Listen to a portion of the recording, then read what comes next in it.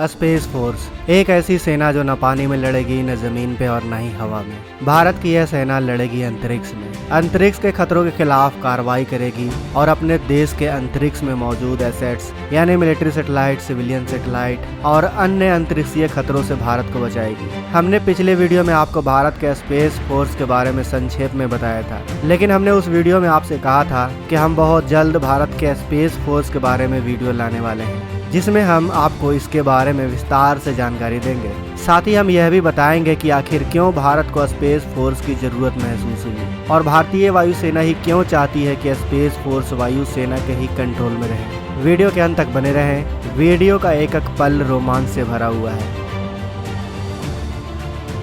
दोस्तों, space force यानी अंतरिक्षीय बल अंतरिक्ष में जाकर लड़ाई नहीं करेगी, बल्कि यह अंतरिक्ष में भारत के जो एसेट्स हैं जैसे मिलिट्री सैटेलाइट, सिविलियन सैटेलाइट और भारत के अन्य अंतरिक्षीय मिशन, इनको दुश्मन के हमलों से बचाएगी। अब मान लीजिए दोस्तों कि कल को हमारा चीन के साथ युद्ध हो जाता है। हम जानते हैं कि चीन के पास एंटी सैटेलाइट मिसाइल यानी अंतरिक्ष में घूम रहे सैटेलाइट को मार गिराने वाली मिसाइल मौजूद है। तो अगर भारत और चीन का युद्ध होता है तो चीन हम पे सिर्फ बॉर्डर पर ही हमला नहीं करेगा, बल्कि वह एंटी सैटेलाइट मिसाइल से अंतरिक्ष में भी हमला करेगा।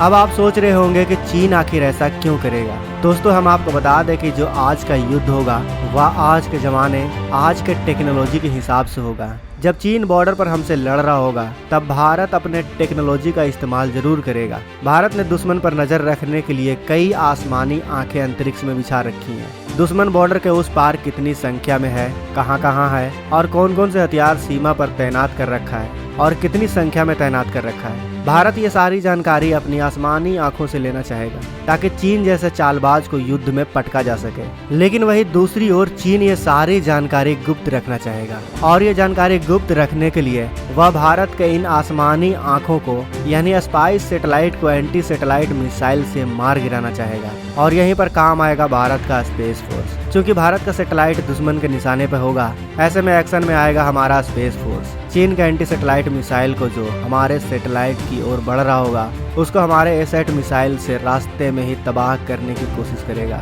दोस्तों, हम आपकी जानकारी के लिए बता दें कि जिस तरह चीन के पास अंतरिक्ष में घूम रहे किसी भी सैटेलाइट को मार गिराने की काबिलियत है, उसी तरह भारत के पास भी एसेट मिसाइल के नाम से एक ऐसी शक्ति मौजूद है जो दुश्मन के सैटेलाइट को मार गिराने की ताकत रखती है। यानी भारत के पास भी एंटी सैटेलाइट मिसाइल मौजूद है। आपको बता दें कि अमेरिका ने इस फोर्स का गठन साल 2020 में ही कर लिया था।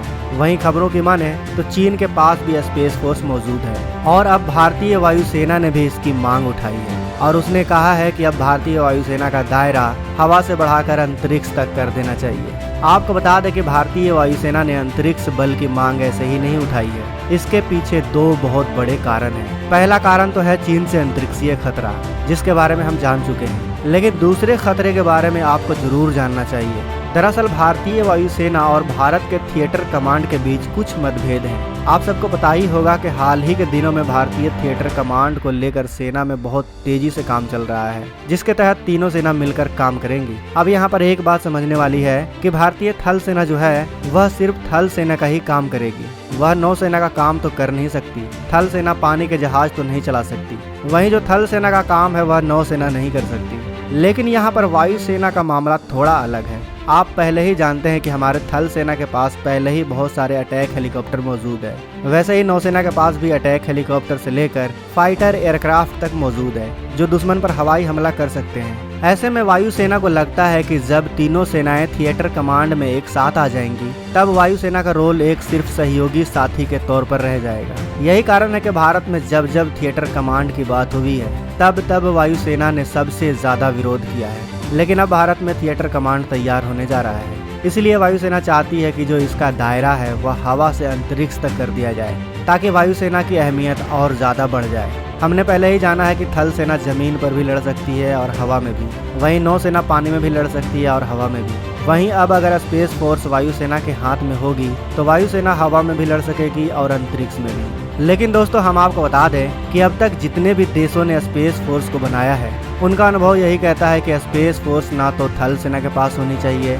ना नौसेना के पास और ना ही वायु सेना के पास। इसको सेना की चौथी सेना के रूप में गठन करना चाहिए, क्योंकि स्पेस फोर्स जितनी आज़ाद होगी उतनी ही अच्छे से काम कर सकेगी। अगर हम अपनी ओपिनियन बताएं तो स्पेस फोर्स को सेना के चौथी सेना के रूप में बनाना चाहिए। हालांकि आपकी राय हमसे अलग हो सकती है, इसीलिए प्लीज आप हमें कमेंट बॉक्स में अपनी राय अवश्य बताएं कि स्पेस फोर्स वायुसेना के हाथों में होनी चाहिए या फिर इसे भारतीय सेना की चौथी सेना के रूप में गठन करना चाहिए। कमेंट करिएगा जरूर।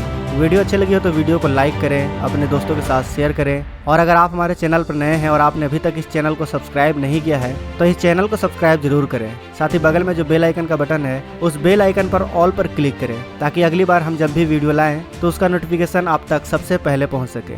मिलते हैं अगले वीडियो में। जय हिंद, जय भारत।